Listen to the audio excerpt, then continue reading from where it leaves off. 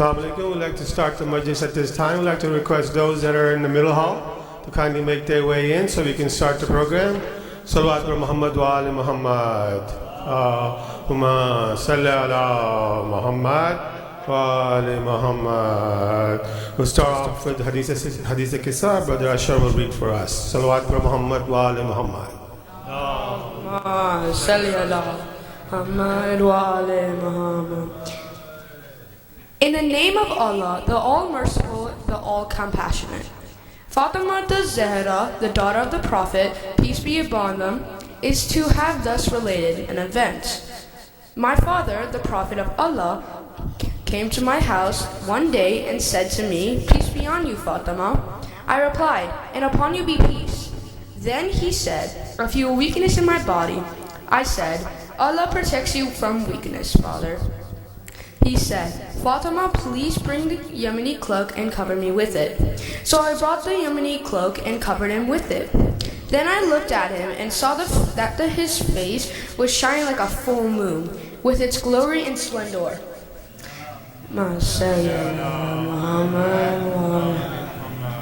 After a while, my son Hassan came in and said, "Peace be on you, mother." I replied, "And upon you be peace, O light of my eyes and the delight of my heart." He then said, "Mother, I smell a fragrance so sweet and so pure as that of my grandfather, the Prophet of Allah." I replied, "Yes, your grandfather is lying under the cloak." Hassan went near the cloak and said, "Peace be on you, my grandfather, the Prophet of Allah. May I enter the cloak with you?" He replied, "And upon you be peace, my son and the master of my fountain. You are given the permission to enter." So Hassan entered the cloak with him.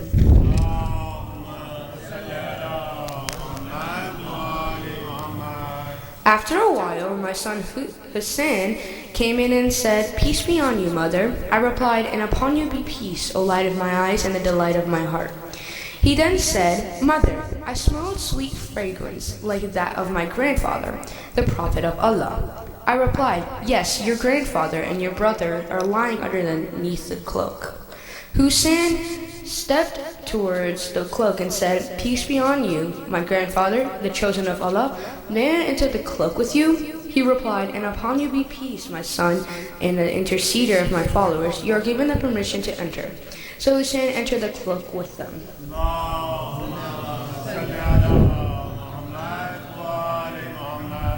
After a while, Abu Hassan Ali bin Abi Talib came in and said, "Peace be on you, O daughter of the Prophet of Allah." I replied, "And upon you be peace, O father of Hassan and the commander of the faithful." He then said, "Fatima, I smell a sweet fragrance like that of my brother, my cousin, the Prophet of Allah." I replied, "Yes, he is under the cloak with your two sons." So Ali went near the cloak and said, "Peace be on you, Prophet of Allah. May I enter the cloak with you?" He replied, "And upon you be peace, my brother, my legatee, my successor, and my standard bearer. You are given the permission to enter." So all entered the cloak with them.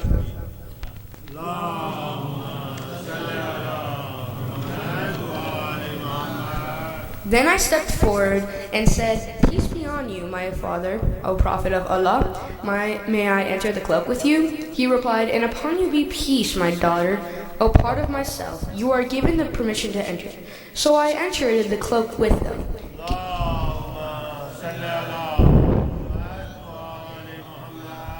Getting together underneath the cloak, my father, the Prophet of Allah, held the two ends of the cloak and raised his right hand towards the heavens and prayed, "O Allah, there are the people of my household, Ahlul Bayt.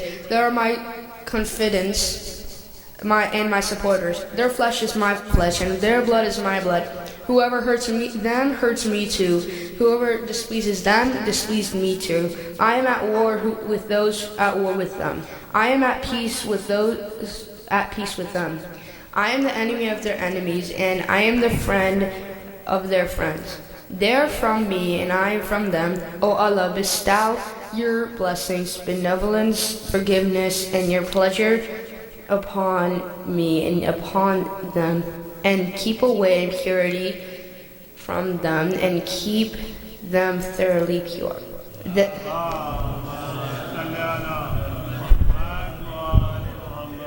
Then the Lord Almighty Allah said, O my angels, O residents of my heavens, verily I have not created the erected sky, the stretched earth, the illuminated moon, the bright sun, the rotating planets, the flowing seas, and the sailing ships.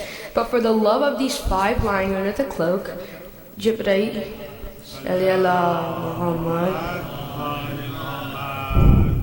Jibreel, the trusted angel, asked, Who are under the cloak?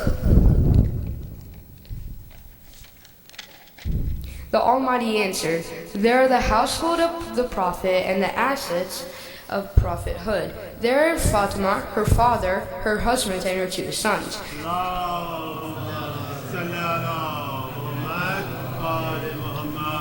Jibreel said, O Lord, may I fly to earth to be the sixth of them? Allah replied, Yes, you are given the permission. Jibreel, the trusted, led in near them and said, Peace be on you, O Prophet of Allah. The All-Highest conveys His peace on you and His greetings and says, By my honor and glory, O my angels, O residents of my heaven, verily I have not created the erected sky, the stretched earth, the illuminated moon, the bright sun, the rotating planets, the flowing seas, and the sailing ships, but for your sake and love, God has given me permission to enter the cloak with you. May I join you, O Prophet of Allah? The Prophet replied, And peace be on you, O trusted bearer of Allah's revelations. You are granted the permission. So Jibreel entered the cloak with us and said, My father, Allah sends His revelations to you. Verily, Allah's desire is to keep away blemish from you, O people of household Ahlul Bayt, and purify you with a perfect purification. Then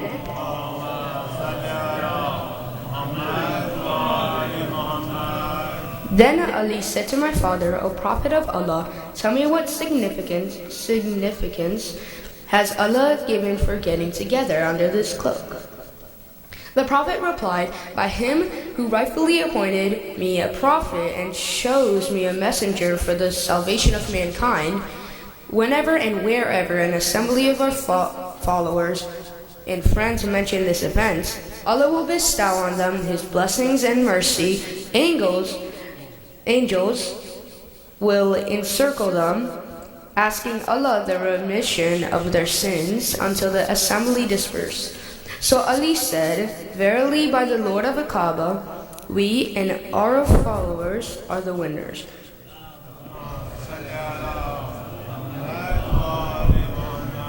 Then my father replied, By Him who rightfully appointed me a prophet and chose me a messenger for the salvation of mankind, whenever and wherever an assembly of our followers and friends mention this event, there shall remain none grieved, but Allah will remove His grief. There shall remain none distressed, but Allah will dispel His distress. There shall remain none wish seeker, but Allah will grant His wish. Ali happily said, Verily by the Lord of the Kaaba, we and our followers are the winners and blessed in this world and the next. Muhammad wa ali Muhammad. MashaAllah. Thank you, Ashraf, for that wonderful edition of Hadith Qissa. And I'd like to request Brother Asad Isfahani to come up and read. Salam. Salawat wa Muhammad wa ali Muhammad. Now, can you request all of you to move forward because we're expecting some more people, so we have proper majlis etiquette.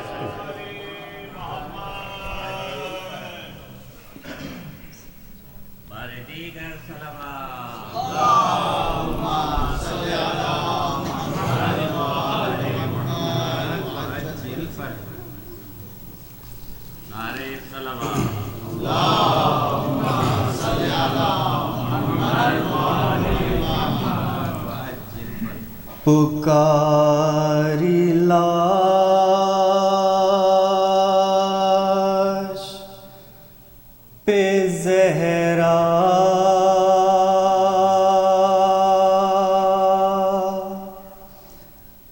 मेरे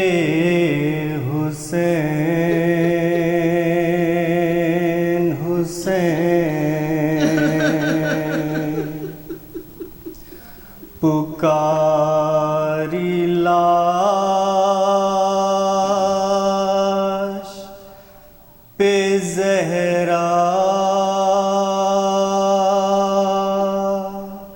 میرے حسین حسین کفن بھی تو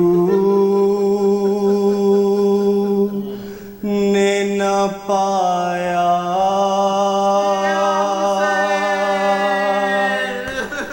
میرے حسین حسین میرے غریب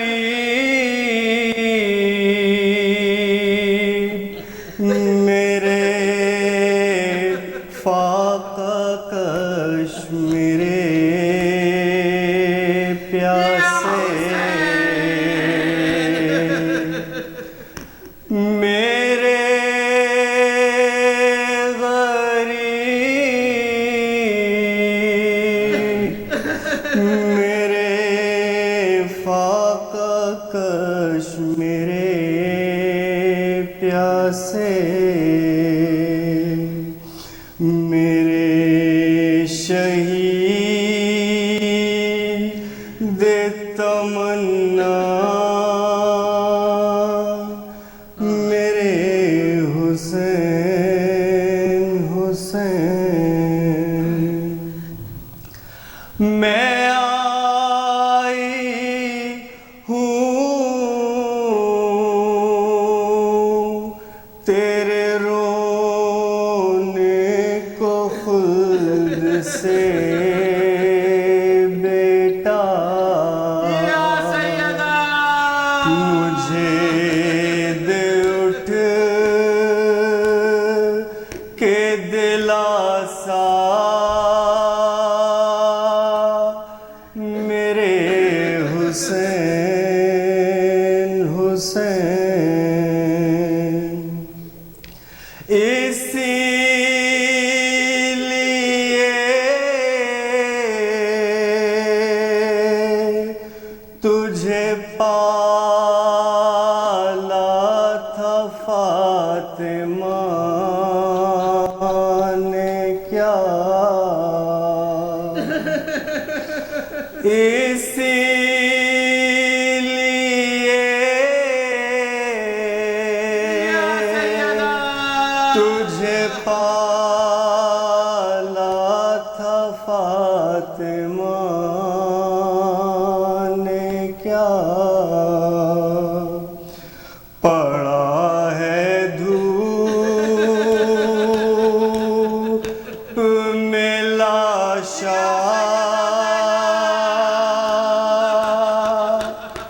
میرے حسین حسین بسی ہے شام کی بستی مدینہ ویراں ہے مزار ہے میرا سونا میرے حسین حسین صلوات صلی علی محمد علیہ محمد. Now I'd like to request Brother Lutfi to come up and read. Allahumma salli ala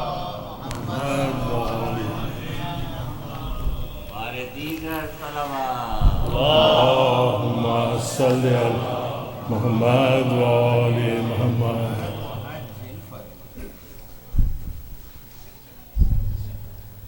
تذکرہ جب بھی وفا کا آئے گا تذکرہ جب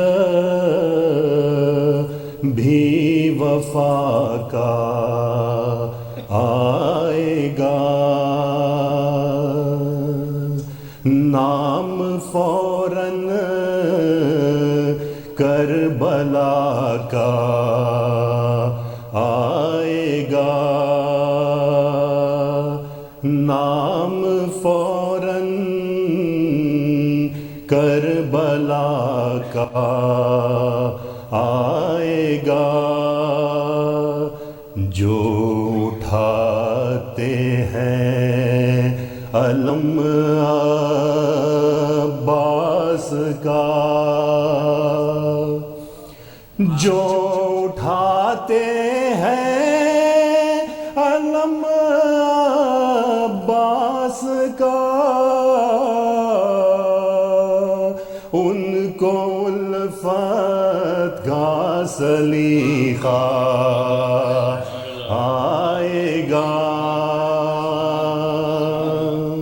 ان کو الفت کا سلیقہ آئے گا،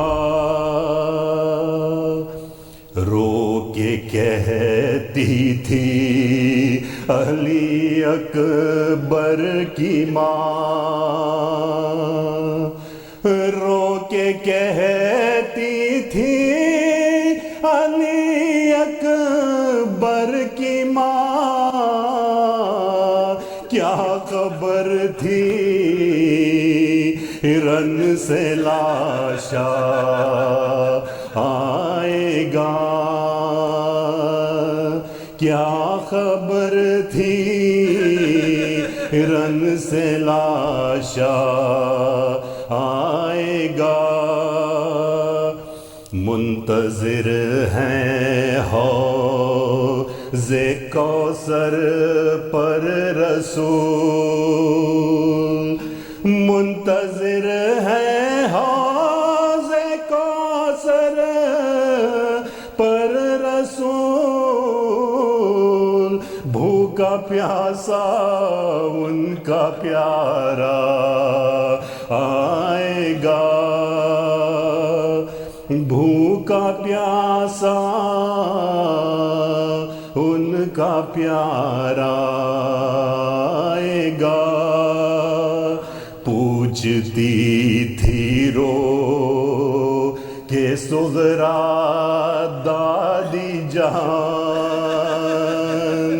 پوچھتی تھی رو کہ صغرا دادی جان، پوچھتی تھی رو کہ صغرا دادی جان، بھائی اکبر کب ہمارا آئے گا،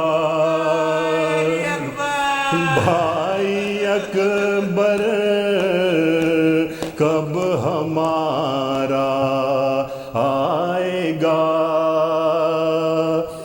مجلس و ماتم رہے یوں ہی فروغ، مجلس و ماتم رہے یوں ہی فروغ،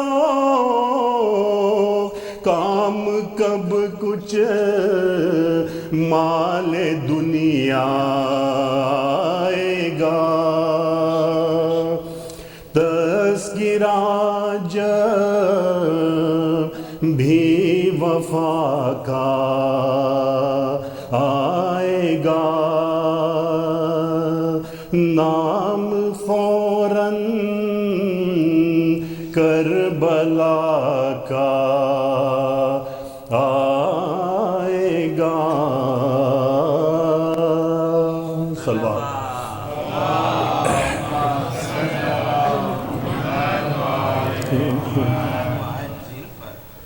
جب قتل رن میں ہو چکا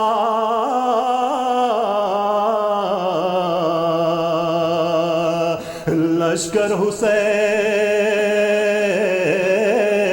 کا، باقی رہا ناصر و یاور حسین کا دشمن جو تھا ہر ایک ستمگر حسین کا غل پڑ گیا کہ کاٹ لو اب سر حسین غل پڑ گیا کہ کاٹ لو اب سر حسین غل پڑ گیا کہ کاٹ لو اب سر حسین کا پیاسے پہ ابر شام کے لشکر کا چھا گیا مظلوم اہل ظلم کے نرغے میں مظلوم اہل ظلم کے نرغے میں مظلوم اہل ظلم کے نرغے میں آ گیا تنہا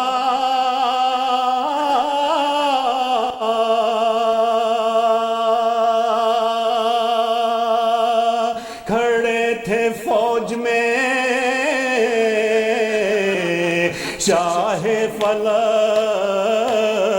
وخار جو آئی چار سمت سے پھر فوج بچیار دیکھا کہ ہے نیام میں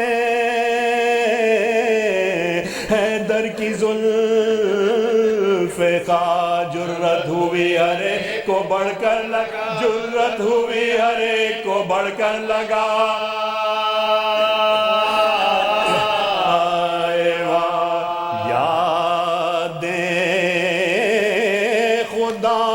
شہ نے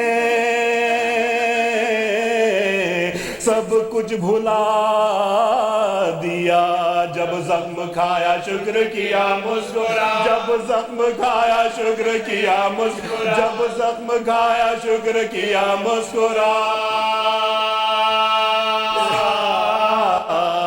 دیا کہتا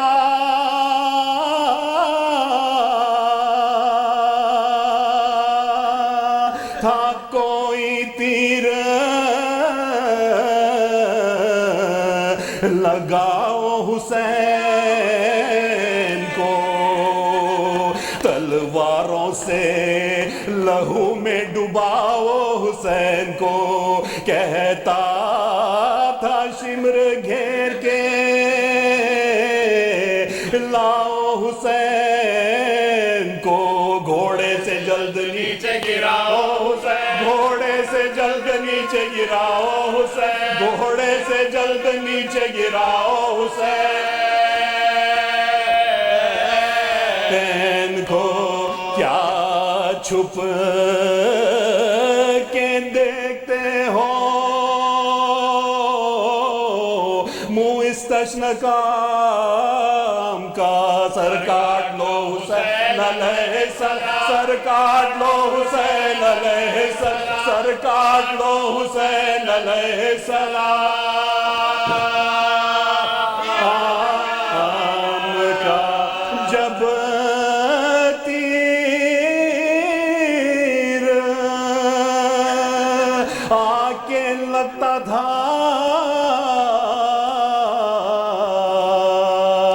جس میں حسین پر خیمے کو تکتے جاتے تھے منہ پھیر پھیر کر کہتے تھے دل سے رو کے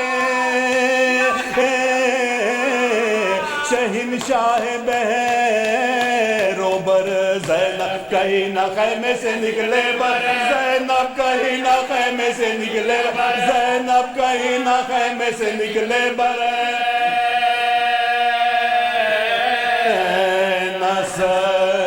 بانوں کو اے کریم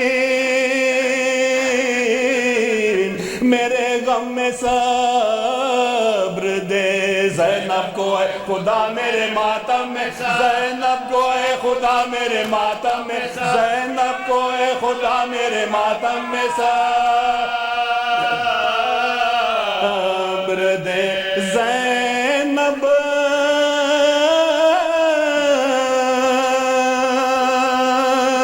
نے اپنے بھائی کی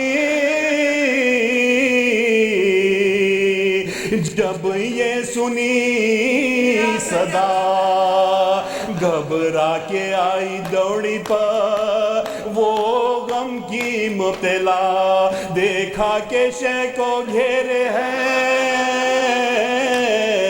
سب فوجیں اشقیا امت کی مغفرت کی ہے شے کر رہے امت کی مغفرت کی ہے شے کر رہے دعا کوئی قریب آ کے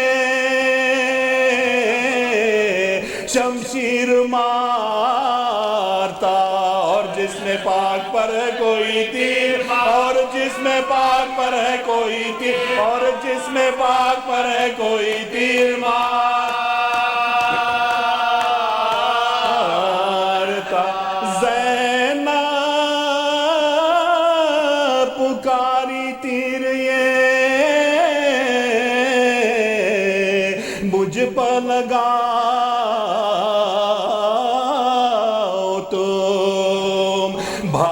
کے بدلے خون میں مجھ کو ڈباؤ تم نیزے پکاڑ کر میرے سر کو چڑھاؤ تم فرزند فاطمہ پہ ناب ہاتھ اٹھا فرزند فاطمہ پہ ناب ہاتھ فرزند فاطمہ پہ ناب ہاتھ اٹھا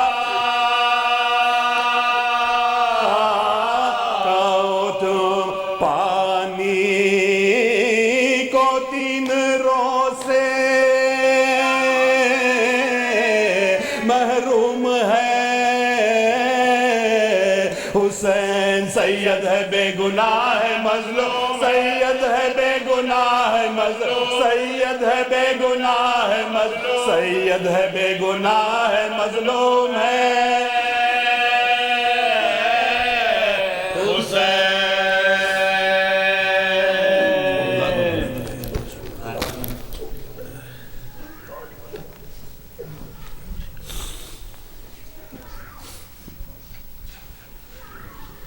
محمد وآل محمد صلوات.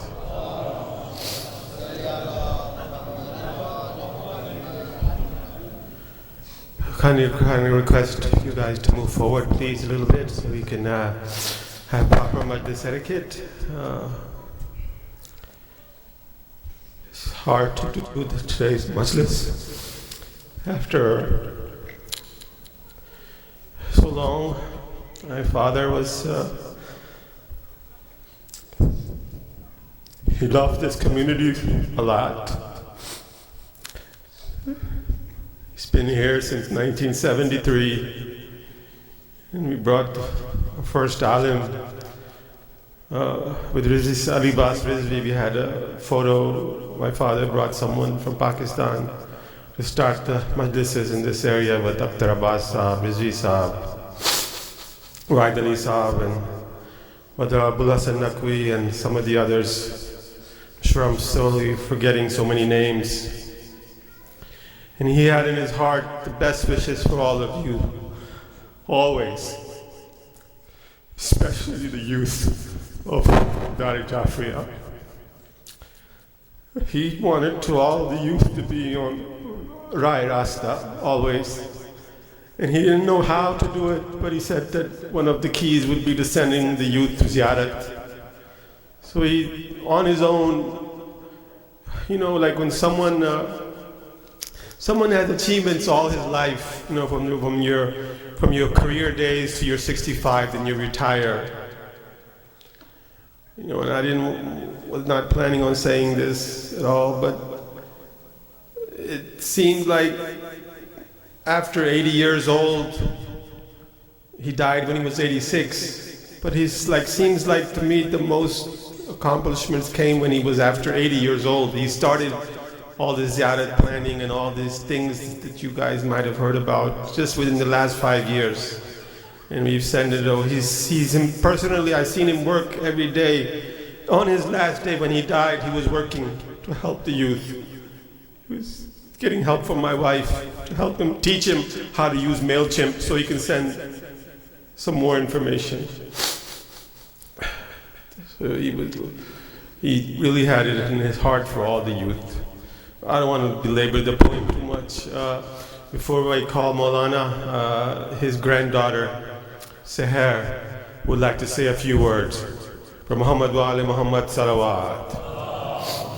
Salli ala Muhammad wa ali Muhammad. Assalamu alaikum. So, the year was 1960, and a 23-year-old boy in Karachi, Pakistan, received a letter. He opened the letter, and it read, "Congratulations, Ramzan Ali Saber. You have been admitted to Virginia Tech University in Blacksburg, Virginia, to pursue your master's in engineering." And that 23-year-old boy, I'm sure, I wasn't there, but I imagine he closed that letter and thought to himself, now what? His entire family was in Hyderabad, Pakistan. It was safe, it was comfortable, he was helping with the family business, but now he had an opportunity to pursue a different life in a country where he didn't have any friends, he didn't have any family, and he only had what he told me was 500 rupees in his pocket. And in that moment, if you know Ramzan Ali Saber, you know he took the hard decision. He decided in that moment to take a leap of faith and to do something that nobody he knew at that time had done before. Literally nobody at that time had done this. He decided to take the hard route and to go to this country because he knew that the decision he made in that moment was going to change the lives of his friends, his family, his future family, his communities. And honestly, in some way, the decision he took that day had an impact on the way Azadari looks today, in this masjid, in this community. Because Dada he came in 1960, he stayed here for a little bit, then his mother called him back to get married, to have a family. He didn't give up on his dream. He came back with his family, like my dad has said, in the 1970s. And at that time, there was no Idara. This building didn't exist. So he and a couple of friends, their families took turns. In Muharram, they would take turns having majlises at their houses, with Ashura being commemorated at my grandparents' house at 11 o'clock every morning on Ashura. All of these families would come, pay their respects to Imam Hussein, and this went on for so many years. And then Idara came around. Idara was built. He was one of the first members of the community. He was the first treasurer, actually, so way before Shirazi Uncle had the job. It was Dada's job, and I think we all know it's one of the hardest jobs. And he was here as this community grew and grew. He sometimes had roles on the front lines, sometimes behind the scenes. I would say more so behind the scenes. Because knowing him, he didn't care about the fame. He didn't care about the limelight. He didn't care about the prestige. He just cared about every single one of the people in this community. Truly, he truly did. And at the burial on Friday, I want to share something that Sheikh Jalil said. He said that in this life we spend so much time working and building up our 401k to serve us in retirement. But when we go down in our graves, which every one of us will go into eventually, we're not going to have that money. What we will have is the 401k that we can spend time right now building in the form of our ibadat. And if there is anything that my Dada did well, was building up his 401k. Like my dad mentioned, after retirement at age 65, when most people were ready to call it quits or ready to relax and spend time with their grandkids, my Dada was just getting started. He wrote 2 books about Karbala. He gave so much in charity. And at the age of 81, he started his own nonprofit organization for Shia youth. And I challenge anybody here to show me an 81-year-old person who can start a nonprofit organization that has sent so many people to Ziyarat for free, the way that my Dada did.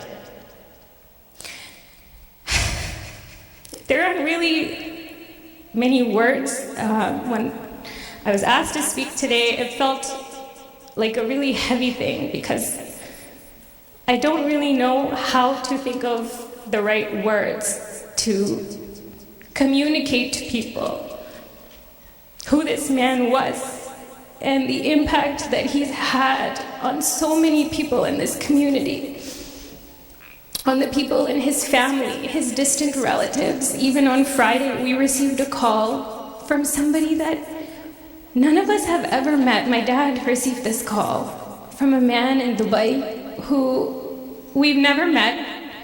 We've never heard of him. We're not related to him. And he called to pay his condolences because he told us after Dada passed away that Dada had sponsored him, paid for his moving expenses, paid for his education expenses, all of this without any of us knowing a thing. And that's the kind of man that he was. And so I know that, I hope he's looking down on me right now, speaking in front of you all today, and I know what he would want me to say. He would want me to remind you, life is short. First of all, spend as much time as you can with your family. If you're in this room and you are fortunate enough to have a grandparent alive, do not take a second for granted.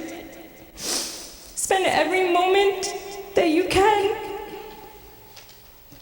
hugging them, telling them that you love them, hearing their stories, asking them for advice, because one day they will be gone.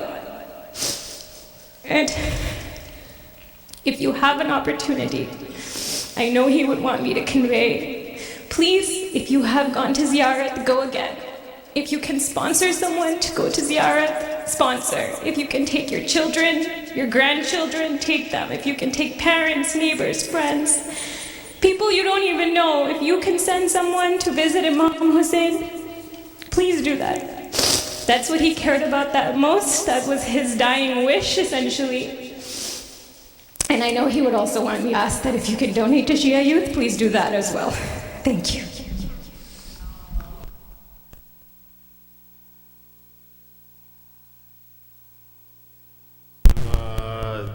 MashaAllah. Now I'd like to request Sheikh Jalil to come up and recite the Majlis. Salawat per Muhammad wa Ali Muhammad. Please kindly move forward as much as you can so we have enough room for others who come a little bit later. Thank you. Allahumma salli ala Muhammad wa Ali Muhammad.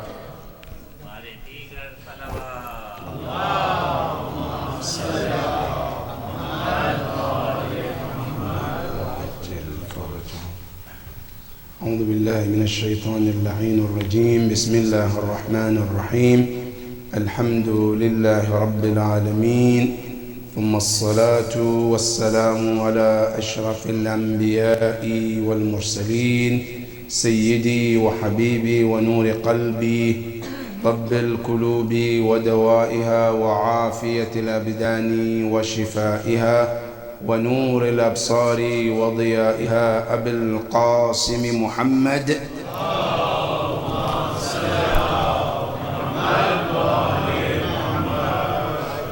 وعلى أهل بيته الطيبين الطاهرين المعصومين الذين أذهب الله عنهم الرجس وطهرهم تطهيرا اللهم صل على محمد وآل محمد. A request of Surah Al-Fatiha for Al-Marhum Al-Maghfur Ramazan Ali Sabir, son of Masoom Ali Sabir. May Allah be pleased with his soul. Surah Al-Fatiha. Bismillah ar-Rahman ar-Rahim. Alhamdulillah Rabbil Alameen. Ar-Rahman ar-Rahim. مالك يوم الدين إياك نعبد وإياك نستعين اهدنا الصراط المستقيم صراط الذين أنعمت عليهم غير المغضوب عليهم ولا الضالين. بسم الله الرحمن الرحيم. قل هو الله أحد الله الصمد لم يلد ولم يولد ولم يكن له كفوا أحد. بسم الله الرحمن الرحيم. قل هو الله أحد الله الصمد لم يلد ولم يولد ولم يكن له كفوا أحد. بسم الله الرحمن الرحيم. قل هو الله أحد الله الصمد لم يلد ولم يولد ولم يكن له كفوا أحد. اللهم صل على. Also, another humble request, Surah Al-Fatiha for all of you, your marhumin and marhumat. May Allah be pleased with all of them. Surah Al-Mubarakat Al-Fatiha. Bismillah ar-Rahman ar-Rahim. Alhamdulillah Rabbil Alameen. Ar-Rahman ar-Rahim. Malik Yawm al-Din. إياك نعبد وإياك نستعين اهدنا الصراط المستقيم صراط الذين أنعمت عليهم غير المغضوب عليهم ولا الضالين. بسم الله الرحمن الرحيم. قل هو الله أحد الله الصمد لم يلد ولم يولد ولم يكن له كفوا أحد. بسم الله الرحمن الرحيم. قل هو الله أحد الله الصمد لم يلد ولم يولد ولم يكن له كفوا أحد. بسم الله الرحمن الرحيم. قل هو الله أحد الله الصمد لم يلد ولم يولد ولم يكن له كفوا أحد. صدق الله العلي العظيم. صلوا على محمد وآل محمد.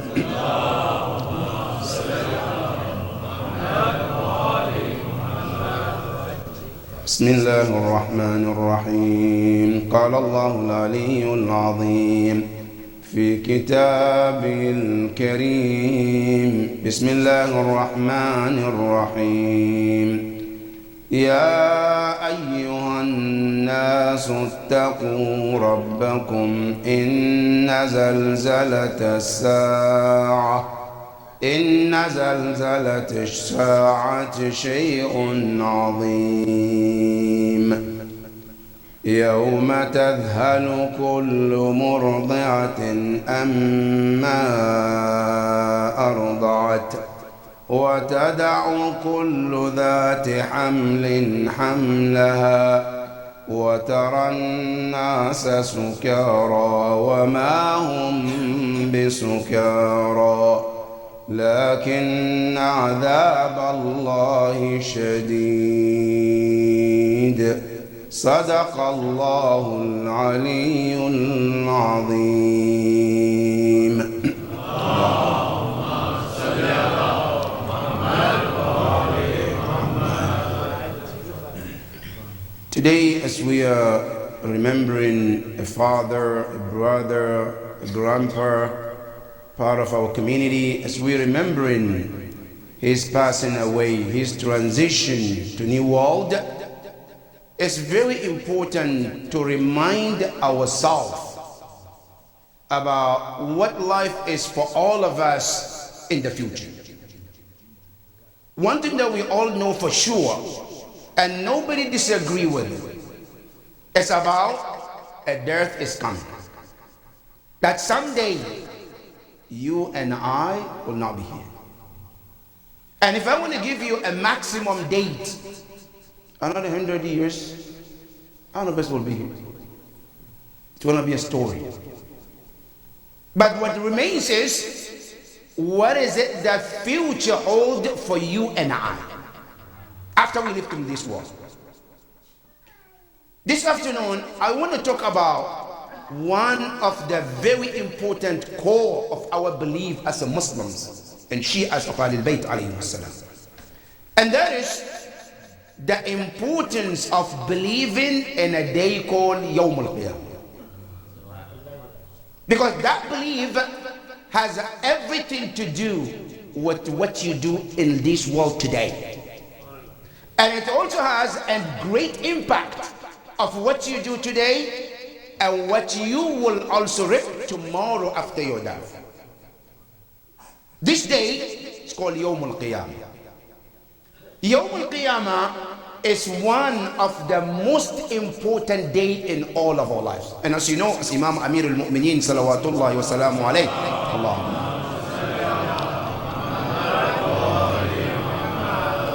as he said, that every human being have 3 important days in your life that is important. All of us. The first one, we all have passed that one. And that first day is the day we arrive in this world. Very important. We remember our birthdays. We celebrate it because it's important. Sometimes we get mad if somebody doesn't recognize that day. My birthday came and passed, he didn't say anything. Didn't send me something because it's important to you. And not only is it important to you, it's important to Allah. You see, Allah talks about these 3 days in the Quran, not one time, for many prophets. One of them is Prophet Yahya alayhi salam. Before he was born, Allah says, وَسَلَامٌ عَلَيْهِ يَوْمَ وِلِدٍ. Peace be upon him on the day he was born. That is the first important day in every human being life. The second important day, which is coming for all of us, is the day we depart from this world. It's very important. It's the day that some people will cry and mourn for our departure from this world. Or some people will be, Alhamdulillah, depending on how our actions are. Today, don't we say Alhamdulillah and give chocolate on the day of certain people who died? The killers of Ahlul Bayt alayhim salam. Don't we feel happy on the day they demise? Because of their actions. And there are certain people we cry for the day they depart from this world. All is based on what you left in this world as a legacy. If you leave a good legacy, you live, as the Prophet says, it's Aishun Nas, live with people. Alive. When you depart, people cry for your depart. When you move, people miss you for your being with them. That is the legacy that Islam wants us to live. However, that day when we depart, that is the most important, another important day in our lives.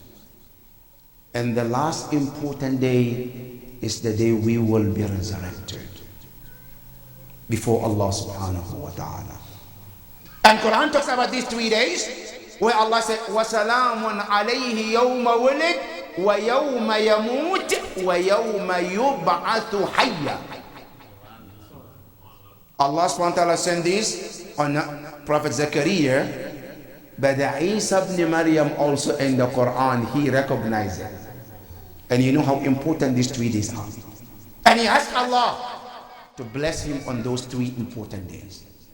And he says, وَسَلَامٌ عَلَيَّ يَوْمَ وَلِدْتُ وَيَوْمَ أَمُوتُ وَيَوْمَ أُبْعَثُ حَيًّا. I ask Allah's peace to be on me on the day I'm born, on the day I die, and the day I will be resurrected. These 3 days are so important that Imam Ali and Amir al-Mu'mineen salawatullahi wa salamu alayhi,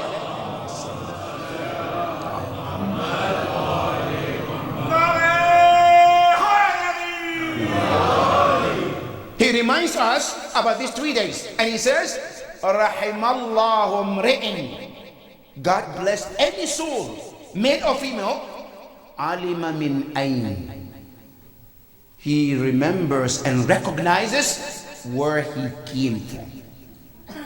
Wa fi ayn, and where he is. Why am I living? Why am I here? Why did Allah put me on this planet? What is the purpose of my life on this planet? It says, wa ila ayn, and he knows and recognizes where he or she is headed to. It's Yawm al-Qiyamah. This day is so important that Quran talks about it the most. If you check in the Quran, the most remembered and mentioned day in the Quran is Yawm al-Qiyamah. The first surah Allah revealed in the Quran talks about Yawm al-Qiyamah. When we read in Surah Al-Fatiha, Maliki Yawmi Ad-Din, that is the day that Allah is talking about. That day is that important that Quran gave it more than 70 names, all in the Quran. 70 names, all regarding the day of resurrection. To give you some, number one, it's called Yawmul Jaza, the day of reward. A reward can be good and can be bad. Both is on that day. One of the names is called Qiyamah. Qiyam in Arabic means standing. But the ta at the end, Qiyamah, that ta is called ta marbut, and that ta is called in Arabic, in Balagha, is called ta'ul, the ta of many. Lil kathra. You know, Yawm al-Qiyamah, people will stand on their feet for so long. And because of that, it's called Qiyamah, the day of a long standing. That is one of the names of that day. One of the names of Yawm al-Qiyamah is called Yawmul Hasra, the day that people will feel sorrow. Not only that, it's called Yawmul Nadama, the day of regret. And one thing about that day, everyone will regret. Mu'min and Kafir, all of us, except Ahlul Bayt. Ahlul Bayt, they accept it, right? But every one of us, we will regret. No matter how mu'min you are, you will regret that day. Then what's the regret of that day? The regret is, a mu'min is, I wish I knew this is how things will turn. I would have done more. That's the regret of a mu'min. Whatever I've done is good, alhamdulillah, but I wish I knew I would have done more so that I can earn more of this Yawm al-Qiyamah. That's the regret of a mu'min. A kafir will regret because he has spent all life in things that is no longer beneficial for him or her. That's what's called Yawm al-Nadama, the day of regret. Another day, another name of that day is called Yawm al-Taghabun, the day of loss and gain. That day, some people will gain, some people will lose. And Quran tells you how the gain and loss will happen. Where Allah tells you in one of the surah, it says, فَأَمَّا مَنْ أُوتِيَ كِتَابَهُ بِيَمِينِهِ فَسَوْفَ يُحَاسَبُ حِسَابًا يَسِيرًا. That day some people will be given their book with the right hand and they will get the very easy accountability. And right after that, they will run to their people jubilating, happy for what they have done. Some people, Quran says, they will lose. What? When they give their book with the left hand, Quran says that then they will go and cry for the loss of on that day. This is called Yawm al-Taghabun, the day of loss and gain. Another day Allah says, يَوْمَ يَعَضُّ الظَّالِمُ عَلَى يَدَيْهِ. The day that some people will bite their fingers. And you know the biting of finger means what? Another regret too. Had I known, I wish I know. That is the day of Qiyamah.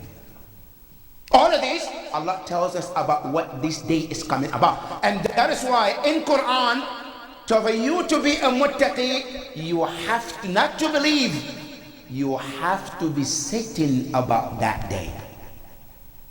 وَبِالْآخِرَةِ هُمْ يُوقِنُونَ, not yuminun. You have to be certain that that day is coming. But now before we go forward, one thing is that, what is the wisdom of Yawm al-Qiyamah? Why does Yawm al-Qiyamah have to be? Why does Allah have to have a day of Yawm al-Qiyamah where we all have to be there? There's a wisdom behind it. One of the wisdom, aqli, intellectually, why Qiyamah has to be there. You know, nobody ever got what we call justice in this world. No matter what is happening in this world, you can never get the true justice here. If you ever think that, oh, I want justice, I'm going to take him to the court, I want justice. Yes, you can get partially justice. But you can never get the true justice until you stand before Allah subhanahu wa ta'ala. Somebody took my money. He stole my money. I took him to the court. I got the money back. Yes. You think I got the justice? Yes. But you haven't got the justice. There's something that is left. What is it? The pain and suffering of what I went through. Who paid you back? I didn't get that. I got the money back. But all the going back and forth and suffering and lack of sleep, did I get paid? No, I don't. Where would I get to be paid all what I deserve in terms of justice? That's called Yawm al-Qiyamah. Not only that, in this world that we live in America, we know for sure there are cases, injustice, oppressions happen, people were murdered and killed, and they never found the killer. Now, when did the justice happen for those the one who got killed? He killed, he hurt, but he went away, and nobody caught him.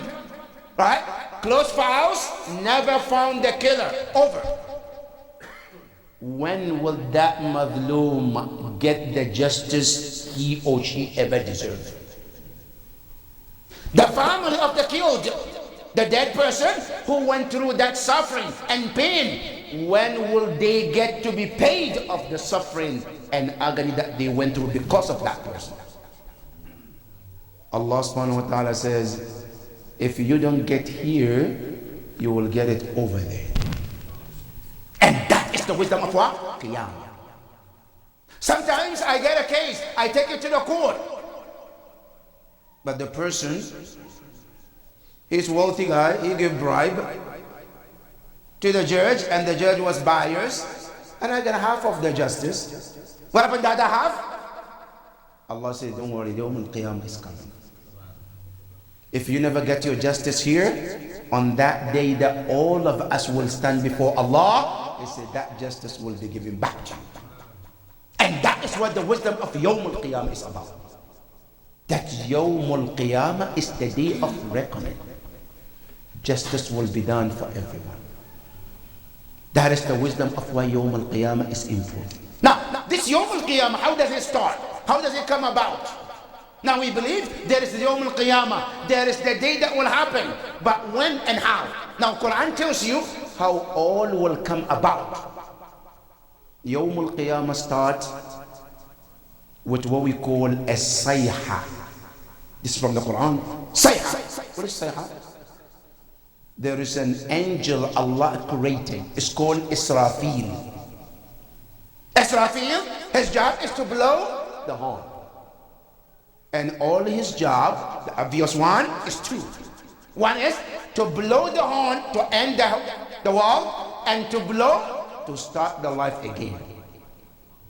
That is his obvious job the Quran and Islam give him. Now, Quran says when the day of Yawm al-Qiyamah is about to come, the first thing he will do is to blow that horn. And Quran says, فَصَائِكَ مَنْ فِي الْأَرْضِ جَمِيعًا. Every being on this planet will fall and die. Nothing will exist afterwards. Then what happened after that? Then it will be left with certain individuals. When that blowhorn happens, human beings, animals, the trees, they all will die. Except certain individuals. Now who are those individuals? According to the Tafsir, Ahlul Bayt will not be included in that.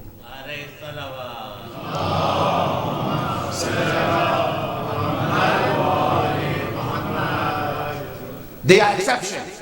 Now, then after that, one by one other human beings who are left, who are exempted from this, they too will die. Then it will get to the point of only 5 individuals. Will be like 5, no more than that. Now who are the 5? Number one of the five is Allah subhanahu wa ta'ala. Number two is called Jibreel, the leader of all angels. Number three is called Mikael. Number four is Israfil. Number five is Malak al-Maut. These are the only five left. Then Allah will ask the angel of death, Ya Malak al-Maut, take the life of Israfil. His job is done. Then he takes his life. Then who else? So we left four. I say, take the life of Mikael. He takes the life of Mikael. Who is then left? He says, Ya Rab, it's only three. Who? He says, your servant Jibreel. And me, the servant, in before you. And nobody else except you, Ya Allah. Then Allah says, Ya Malak al-Maut, take the life of Jibreel. Then he takes the life of Jibreel. Then he asks him a question. Ya Malak al-Maut, man baqi? Who's left? And you know Allah knows, but he asks question anyway. Who's left? Then the angel of death will say, Ya Rabb, lam yabqa illa ana abduka alladhi bayna yadayk. Ya Allah, nothing is left. No one is left. Except me, your servant, in your presence. Then Allah tells them, Ya Malak al-Maut, mut. Take your own life. Die. Allahu Akbar. Then the angel of death will start to take his own life slowly. Then, according to the narration, while he's in the process, he will say to Allah, Ya Rabb, had I known this is how it feels, I would have asked not to be given this task. But it's too late anyway. He's taking his own life. After he too died, then there is nothing. And this is what the Allah tells you in the Quran. Kullu nafsin. Another ayah. Kullu man alayha. Nothing would exist. Then Allah will speak to himself. Where are those who call themselves kings? Ayn al-muluk. I'm the king of this person. I'm the king of this country. I control the universe. Where are they? Ayn al-jababira. Where are those oppressors? Who's going to answer? Silence. Then Allah will ask, where are those who defeat other people, other animals, other creations? There was no answer. Then Allah responds to himself, Al-mulku lillahi al-wahid al-qahhar. The kingdom belongs to only Allah. Al-qahhar, the one who defeats everyone. And his kingdom has proven that today everyone is defeated by Allah subhanahu wa ta'ala. Then the years goes on and on and on. La ya'lamu illallah. Everyone is now in barzakh. Everyone is dead. Now, Allah wants to start Yawm al-Qiyamah. How does Qiyamah start? The Qiyamah will start when Allah resurrects the Malak Israfil. Ya Israfil, come back. And one thing we have to understand, brothers and sisters, because when we talk about Yawm al-Qiyamah, sometimes it feels like it's a story. Sometimes it feels like it's just some kind of story somebody's telling, but it's not a real. But Quran reminds you that no, Yawm al-Qiyamah is real. You know, Allah, to make it easy for us to understand that Yawm al-Qiyamah is real, is happening for you and I every night, every day. And Luqman al-Hakim was telling his son, he said, my son, do you doubt about death? And do you doubt about resurrection? I said, let me give you a practical example of death. I said, when the night falls and you fall asleep, there is a minor of the death. I said, my son, in case you wonder Allah will resurrect you, I said, look at yourself when you wake up while you're sleeping. In your sleep, immediately something happened, you wake up. He said, that is how Allah will resurrect you Yawm al-Qiyamah. Say, that is Yawm al-Qiyamah. When the angel Israfil comes out, then Allah will ask him, Ya Malak, blow the horn. Then he blows the horn the second time. What happened? Quran says in Surah Yasin, فَإِذَا نُفِخَ فِي السُّورِ فَإِذَا هُمْ جَمِيعٌ لَدَيْنَا مُحْضَرُونَ. Allah said, with one blow of that horn, all of them will be brought to us. That one, Allah said, you all will come to us. Ya Allah, how would it start? In Surah Yasin, Allah tells you how the process goes on. Allah said, when that horn is blown, the first thing, I said, the bones started to come from nowhere to meet with each other and to become you and to become me. That's the Qiyamah, right? Some narration says, after that, then a call comes, Ya ayyatuha al-'idhamu an-nakhira qumu li rabbiki yawm al-hisab. Oh, these scarred bones, get together and come and stand before your Lord for accountability. Then people resurrect, and when we open our eyes, you know, people will be laying on top of one another, and one will tell the other, please move so I can move, get my way, get out of the way. And everybody will stand right there by their grave, nobody's moving. You know, brothers and sisters, Yawm al-Qiyamah, there is no freedom of speech. The freedom of speech is here. Yawm al-Qiyamah, Allah said, no freedom of speech. Not only no freedom of speech, Yawm al-Qiyamah, no freedom of movement. Every step on Yawm al-Qiyamah, it has to be authorized by Allah subhanahu wa ta'ala. Yawm al-Qiyamah is a full control of Allah. And Allah said in Surah An-Naba, يَوْمَ يَقُومُ الرُّوحُ وَالْمَلَائِكَةُ صَفًّا لَا يَتَكَلَّمُونَ إِلَّا مَنْ أَذِنَ لَهُ الرَّحْمَنُ وَقَالَ صَوَابًا. Nobody open their mouth unless they get permission from Allah. While we're standing by the graves, and people start wondering, talking to one another, Ya waylana, man ba'athana min marqadina. Who brought us out of this grave after all these years of being in that grave? Then the angels will respond, هذا ما وعد الرحمن وصدق المرسل. This is what Allah promised, and the prophets, they spoke the truth.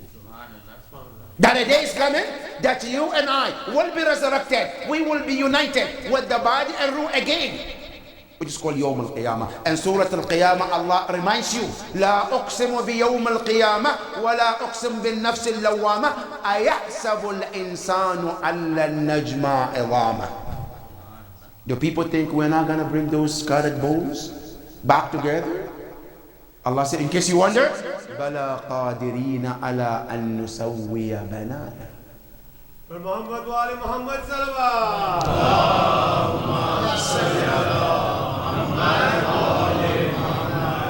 Allah said, not only are we going to bring you back, I say your thumbprint that you have, Allah said, it will come with you too.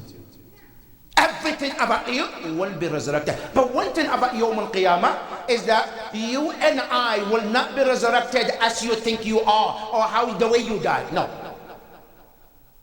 The way I look, it's not the way I'm going to be resurrected Yawm al-Qiyamah. Yawm al-Qiyamah, you will be resurrected based on your a'mal in this dunya. If your deeds are good, you will be resurrected full with every part of your body. Now, if a person was not a believer, was not a good person, was an evil person, Quran said, no, we're going to raise him differently. And that is why Ahlul Bayt warn us to be very, very mindful about that day. There's a dua from Imam Zayn al-Abidin salawatullahi wa salamu alayhi.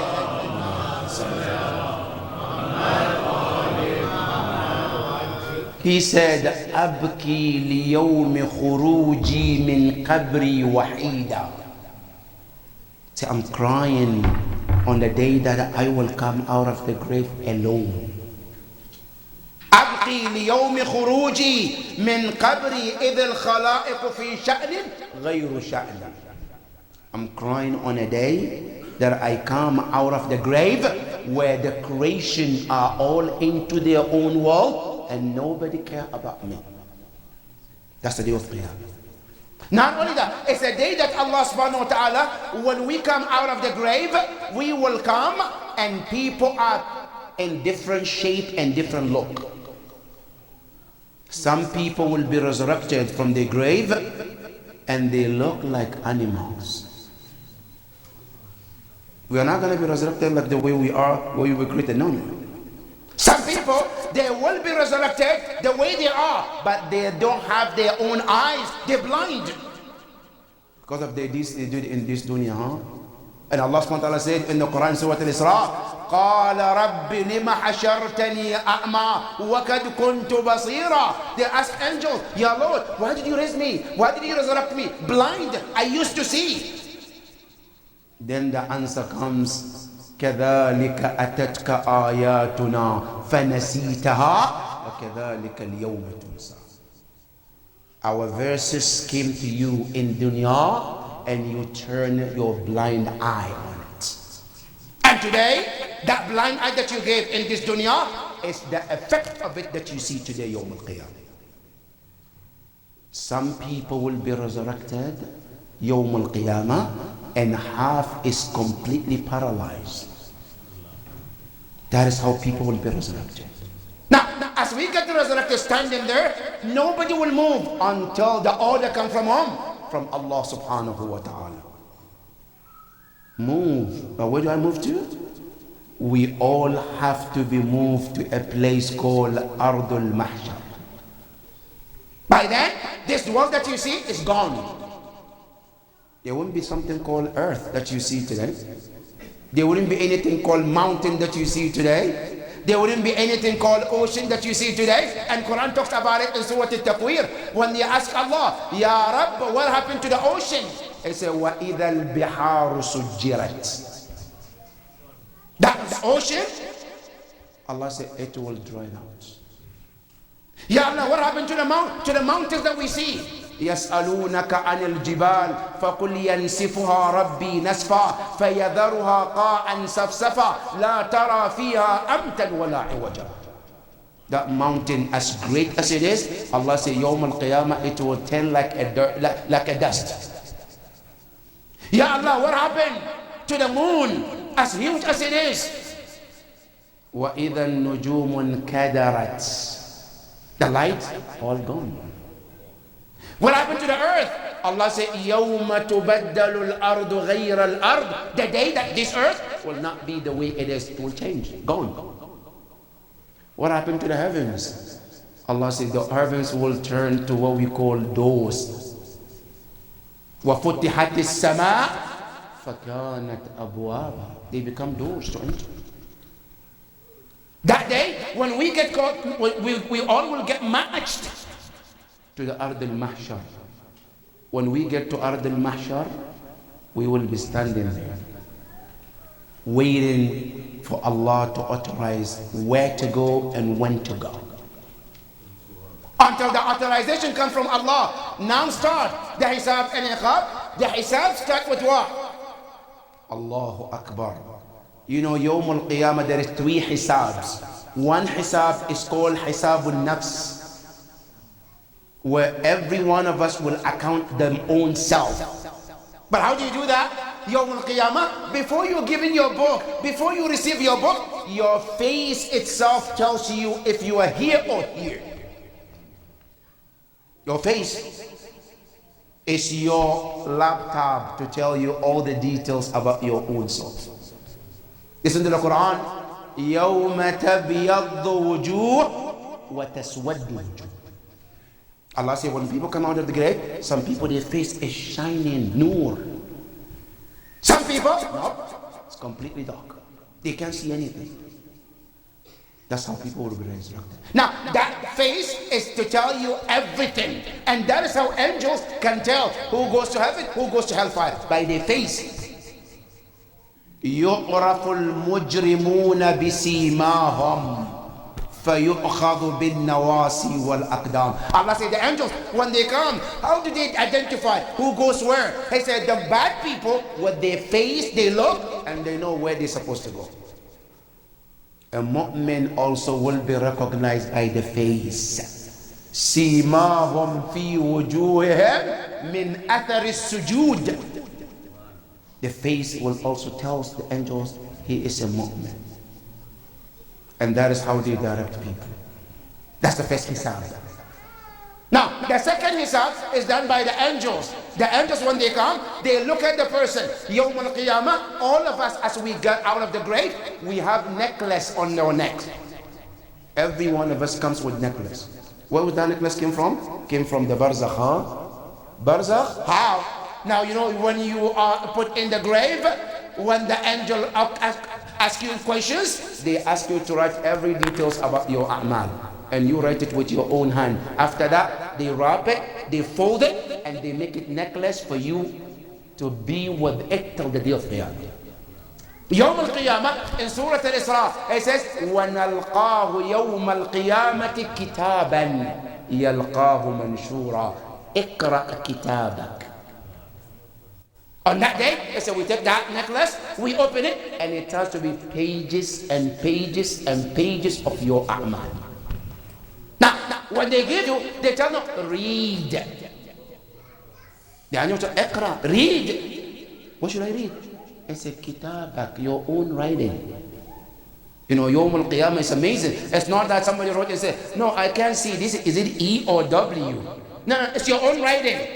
You know every letter you wrote. Iqra. After you finish the reading, you know if I'm going here or there. That's the second stage. Now, the third stage is also about Ahlul Bayt alayhimus salam. Allahumma salli ala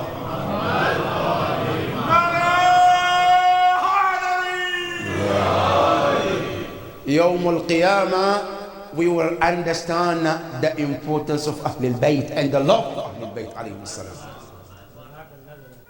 After you get your book, then you have to go to where? To another hisab where Ahlul Bayt are there. And guess who is the leader of them? Amirul Mu'mineen salawatullahi wa sallam.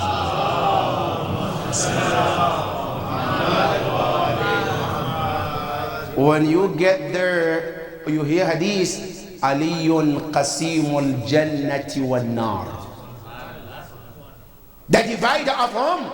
The heaven and hellfire. Now somebody say, okay, is there anything in the Quran? Allah says yes. What is it? In Surah Al-A'raf, وَعَلَى الْأَعْرَافِ رِجَالٌ يَعْرِفُونَ كُلًّا بِسِيمَاهُمْ. Allah said there's a hill between Jannah and the hellfire. On that hill, there are men, only men. وَعَلَى الْأَعْرَافِ رِجَالٌ. Not anas. They can say, oh, there are female too. No, رِجَال, only men. And who are those? They are the Ahlul Bayt alayhi salam.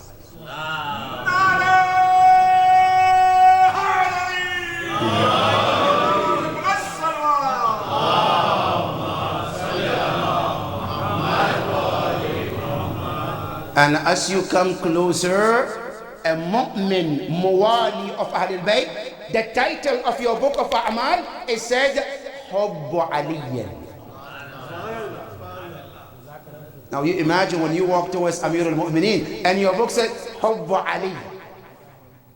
It tells all the story. As the person walks in and you are the follower of Ahlul Bayt, then they tell you go that way, right side. And it's called Yawm al-Qiyamah Ashabul Yameen, the people of the right side. Now, when you get there, there is also, and Al-Quran tells you, those men, Al-A'raf, يَعْرِفُونَ كُلْ. They know everyone with their details.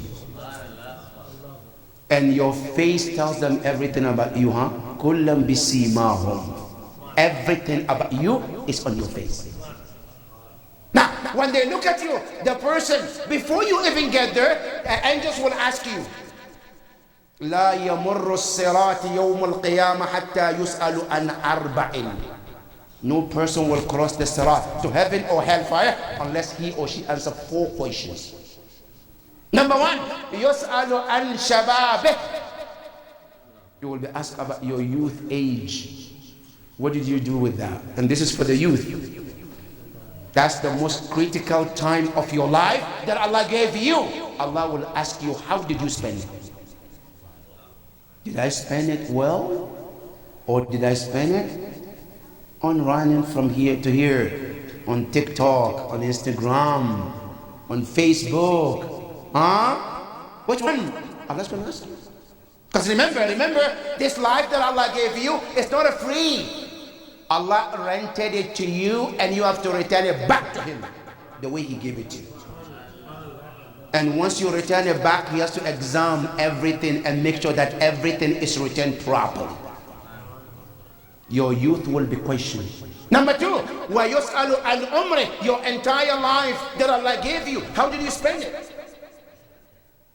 And number 3, عَنْ مَالِهِ. Your money that you earn, how did you earn it? How did you spend the money? Halal I earned, but I spent haram. I earned haram, I spent haram. How? You have to answer Allah both questions together. And the 4th one, يُسْأَلُ عَنْ حُبِّنَا أَهْلَ الْبَيْتِ عَلَيْهِمُ السَّلَامُ. Everyone.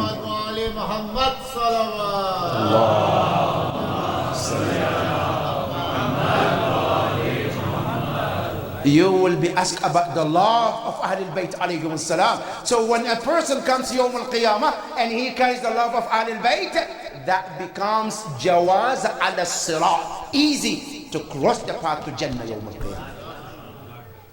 And that is the benefit of love of Ahlul Bayt Yawm al-Qiyamah. Muhammad wa Ali Muhammad salawat.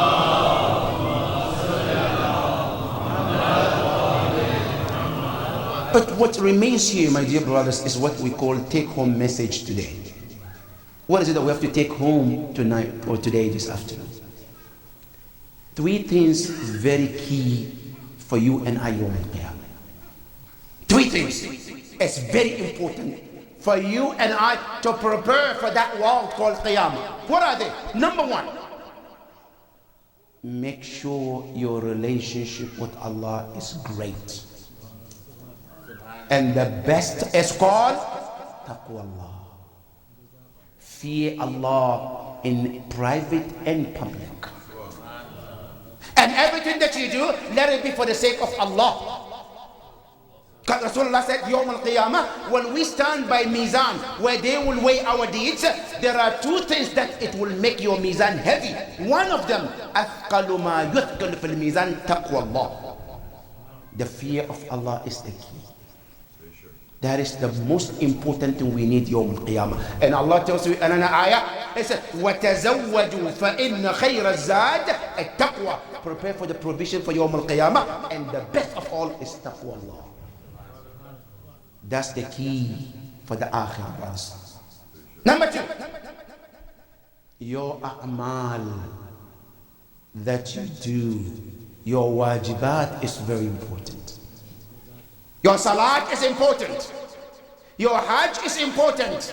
Your zakat is important. Your khums is important. And remember, when we get to that world called barzakh, أول ما يسأل العبد يوم القيامة الصلاة. The first thing we will be questioned in that immigration is your namaz. Never take salat lightly. Your passport in barzakh is your namaz. If that passport is found without any defect, you are welcome in that world.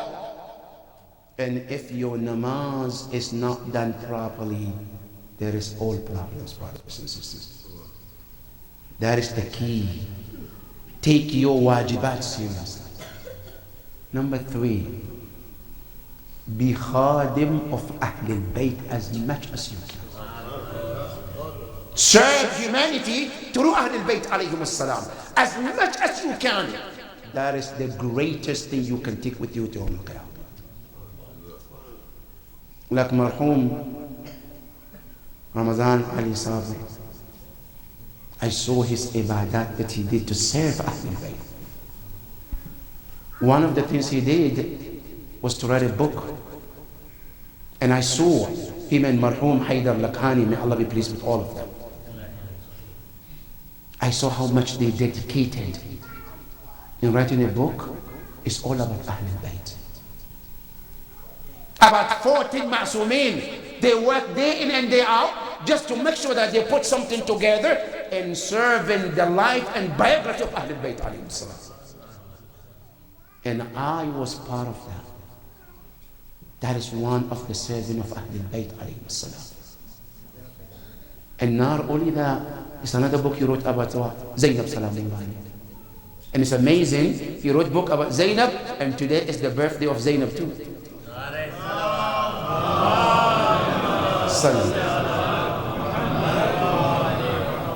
May the Almighty Allah grant him the highest place in Jannah with Zainab Salamullah. That is number 2. And number 3, not only he wrote books, he made sure to unite mu'mineen with their imams as much as possible. At his own cost, as his own energy, to make sure that people are united with Ahlul Bayt alayhi salam. And these two khidmah reminds me 2 things about Ahlul Bayt alayhi salam. One is, it reminds me about Imam al-Hadi alayhi salam.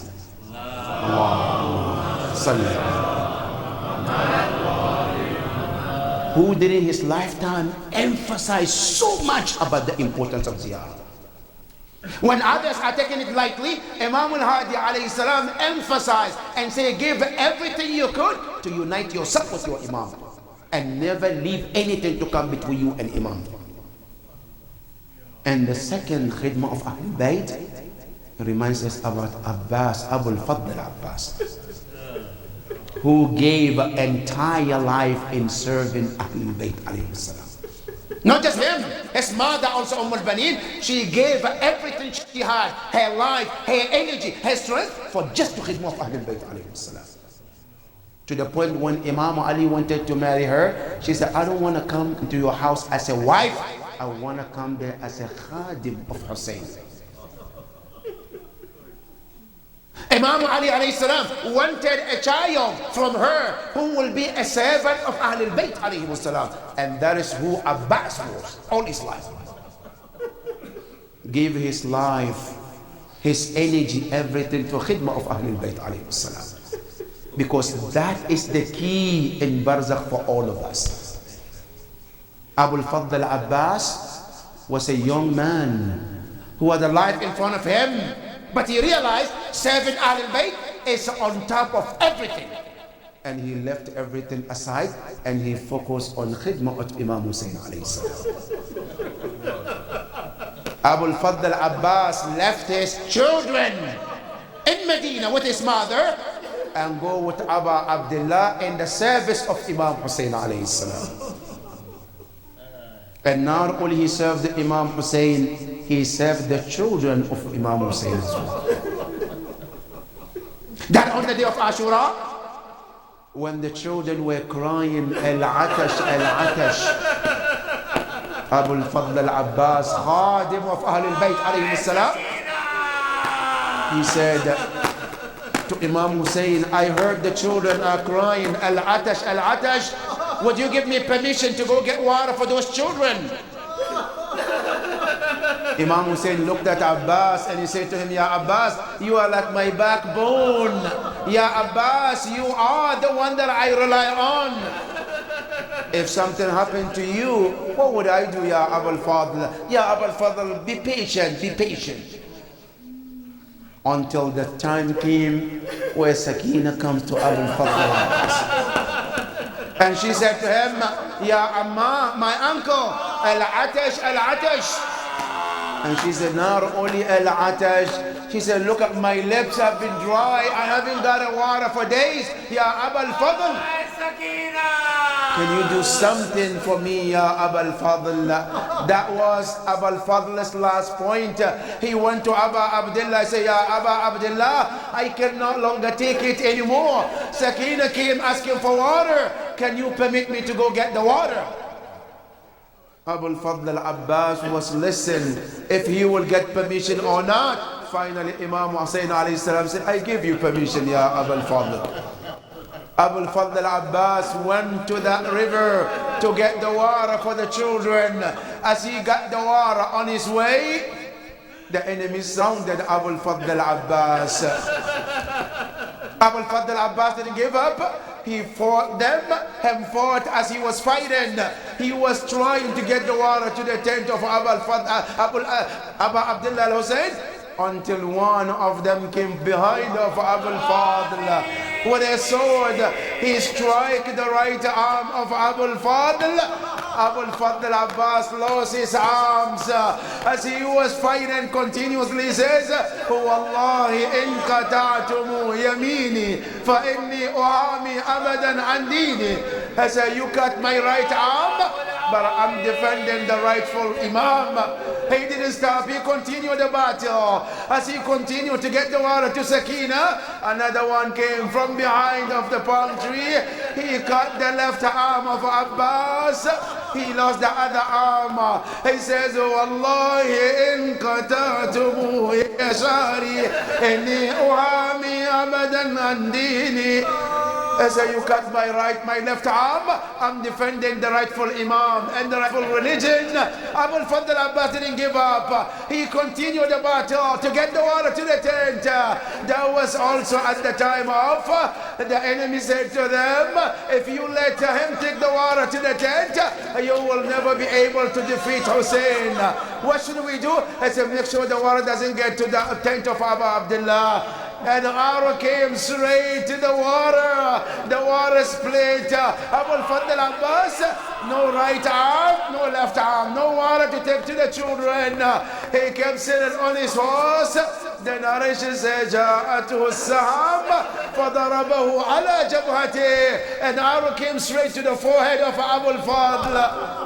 Abul Fadl Abbas fell, but when he was falling, he called, Assalamu alayka ya Aba Abdullah. Imam Hussein alayhi salam rushed to his brother. By the time he got there, Abul Fadl Abbas was covered with blood and sand all together. As he lifted his brother, Abul Fadl Abbas thought it was an enemy who came to kill him.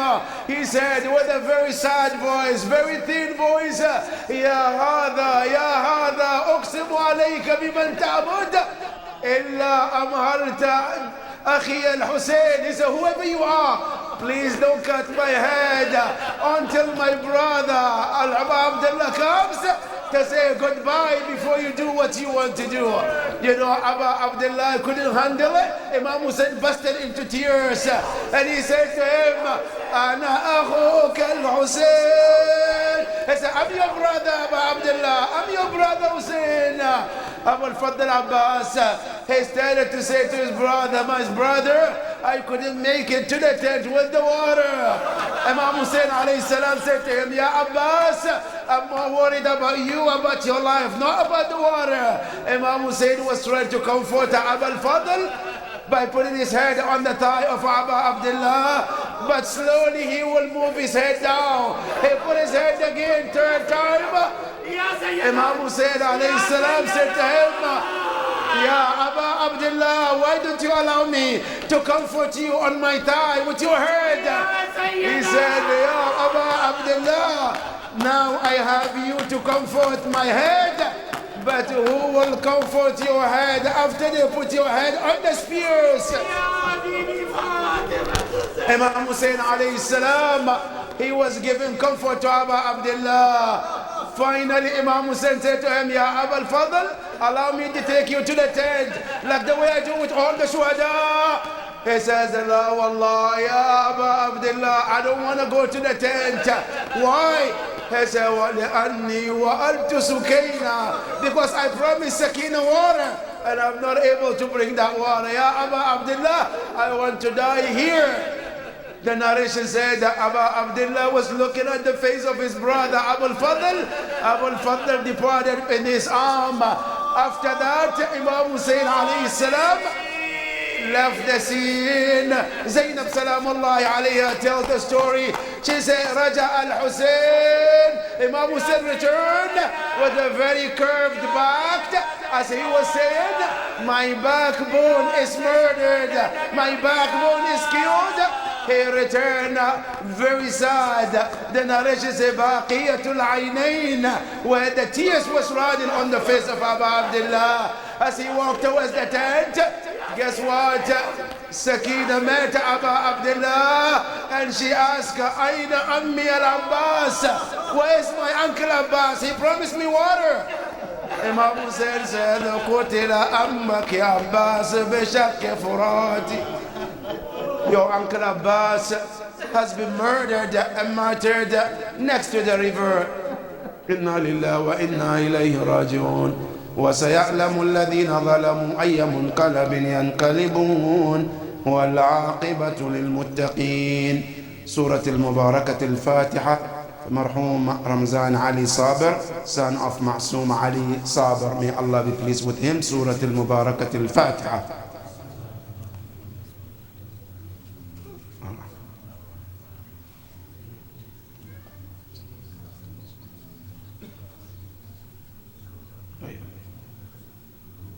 Bismillah.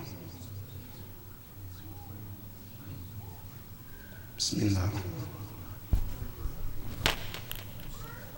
Bismillah.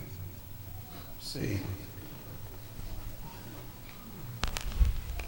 Hussein, Hussein. Hussein, Hussein. Hussein, Hussein. Hussein, Hussein. Hussein, Hussein. Hussein, Hussein. Hussein, Hussein. Hussein, Hussein. Hussein, Hussein. Hussein, Hussein. Hussein, Hussein. Hussein, Hussein. Hussein, Hussein. Hussein, Hussein.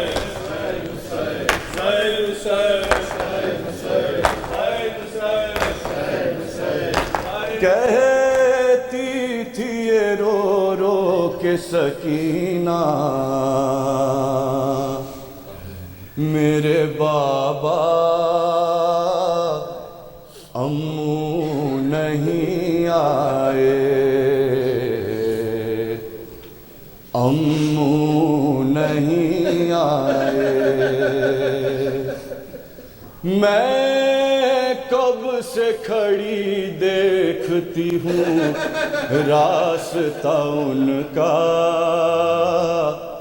امو نہیں آئے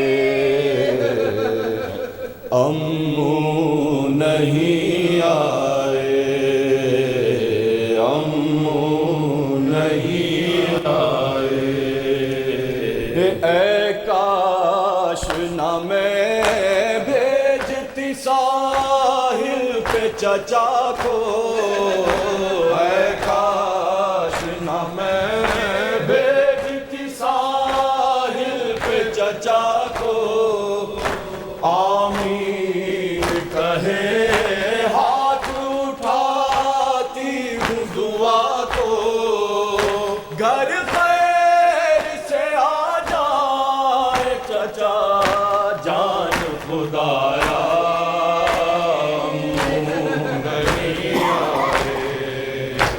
امو نہیں آئے کہ کوزاری ہاتھوں میں سر راہ کھڑی ہوں کوزاری ہاتھوں میں سر راہ کھڑی ہوں ہے سوچنا دشوار مگر سوچ رہی ہوں شاید انہیں مجھ سے بھی زیادہ کوئی پیارا نہیں آئے امو نہیں آئے کہتے کہتے تھے کہ دریا سے ابھی لاتا ہوں پانی، کہتے تھے کہ دریا سے ابھی لاتا ہوں پانی، کچھ دیر جو ہو جائے تو رونا نہیں جانی، خیمے سے ذرا دور ہے دریا کا کنارہ، نہیں آئے ہم نہیں آئے، میں ڈرتی ہوں اللہ برا وقت نہ لائے، میں ڈرتی ہوں اللہ برا وقت نہ لائے، کچھ دیر جو دریا سے ابھی اور نہ آئے، دم توڑ نہ دے جھول میں اصغر کہیں پیاسا، نہیں آئے ہم نہیں آئے ہم نہیں آئے، ایسا نہ ہوا آدھا نے انہیں گھیر لیا ہو، ایسا نہ ہوا آدھا نے انہیں گھیر لیا ہو، مشکل پہ تیر آیا ہو سینے پہ لگا ہو، ساحل پہ کہیں ڈوب گیا ہو نہ سفینہ، نہیں آئے ہم نہیں آئے ہم نہیں آئے ہم نہیں آئے،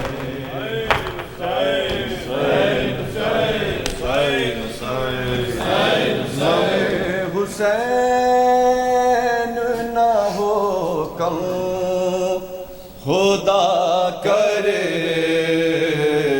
دل سے، غم حسین نہ ہو کم خدا کرے دل سے، غم حسین نہ ہو کم خدا کرے، لے جاؤں میں لحد میں،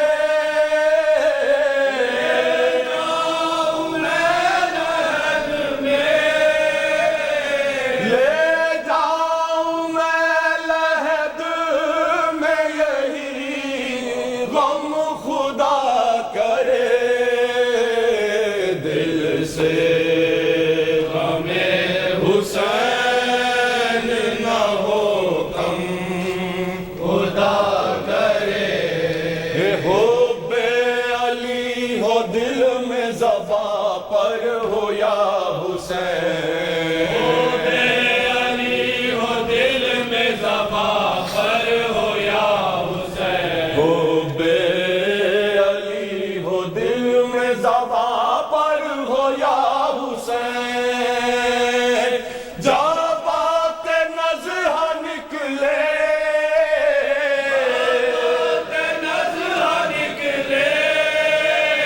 جب بات نزہ نکلے میرا دم خدا کرے دل سے، ہمیں حسین نہ ہو کم خدا کرے دل سے، ہمیں حسین نہ ہو کم خدا کرے، ڈر ڈر کے کہہ رہے تھے یہ آپس میں سب لئی، ڈر کے کہہ رہے تھے یہ آپس میں سب لئی، ڈر ڈر کے کہہ رہے تھے یہ آپس میں سب لئی، عباس ہو نہ نہر پہ، عباس ہو نہ نہر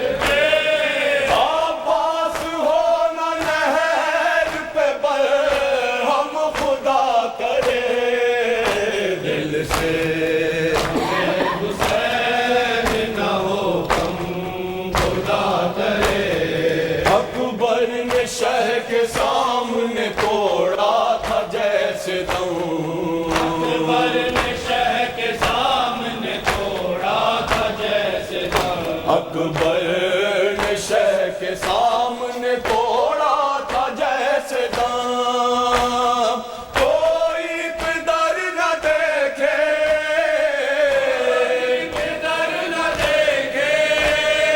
کوئی پدر نہ دیکھے یہ عالم خدا کرے دل سے ہمیں حسین نہ ہو غم خدا کرے اکبر پلٹ کے آئے یہ صغرا کی تھی دعا پلٹ کے آئے یہ صغرا کی تھی دعا اکبر پلٹ کے آئے یہ صغرا کی تھی دعا پھر بھائی اور بہن ملے بھائی اور بہن ملے پھر بھائی اور بہن ملے ہم خدا کرے دل سے ہمیں حسین نہ ہو غم خدا کرے دل سے ہمیں حسین نہ ہو غم خدا کرے دل سے ہمیں حسین نہ ہو غم خدا کرے اللهم صل على